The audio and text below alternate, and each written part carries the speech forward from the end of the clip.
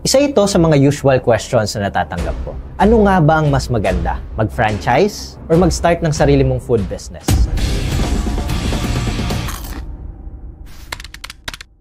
Ang daming gustong magnegosyo, pero hindi nila alam kung alin ang mas sulit dito. Let's start! Number 1, startup cost. Saan nga ba mas mura? On your own brand, mas mura ang simula dahil wala kang kailangang bayaran na franchise fee or royalty fees. Sa franchise, mas mataas ang initial cost dahil may franchise fee, setup fee, at royalty fees kang babayaran. Mas murang magtayo ng sariling brand sa simula. Pero mas mabilis bumalik ang investment sa franchise dahil may existing customer base na ito. Number 2, business model and support. Saan ka nga ba mas makakakuha ng guidance? On your own brand, ikaw ang bahala sa lahat. Mula sa product development, branding, marketing, at operations. Mas challenging, pero may full control ka sa negosyo mo. Sa franchise, may proven business system na kasama ang trainings, SOPs, at support mula sa main brand. Kung gusto mo ng sariling identity at full control, mas bagay sa'yo ang sariling brand. Pero kung gusto mo ng step-by-step guidance, franchising ang mas safe para sa'yo. Number 3, branding and marketing. Sino nga ba ang mas madaling i-market? Kapag own brand, ikaw ang magtatayo ng pangalan mo simula sa zero. Mas mahirap pero fulfilling kapag lumakas na ang brand mo. Sa franchising, may existing brand recognition na, kaya mas mabilis na makikilala ito sa market. Kaya mong i-market at i-position ang sarili mong brand, mas fulfilling ito in long term. Pero kung gusto mo ng mas mabilis na traction, franchising ang mas nababagay sa iyo.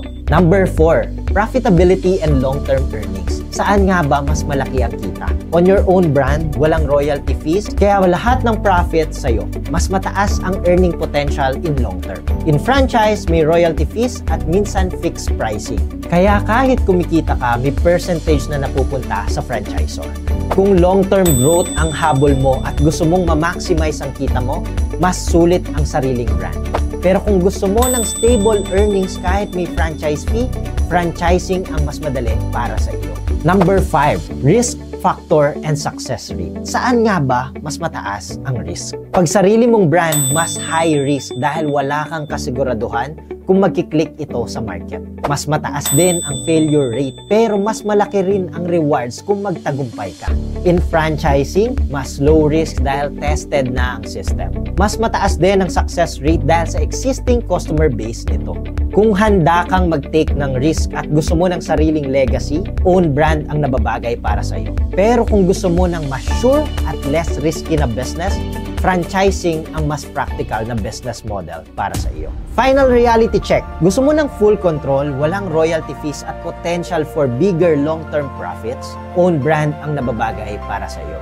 Kung gusto mo naman ng mas mabilis na kita, mas mababang risk at existing na system, franchising naman ang mas bagay sa iyo. Kung matagal mo nang gustong magtayo ng sarili mong food business pero hindi mo alam kung magpa-franchise ka or gagawa ka ng sarili mong brand, tandaan mo ito.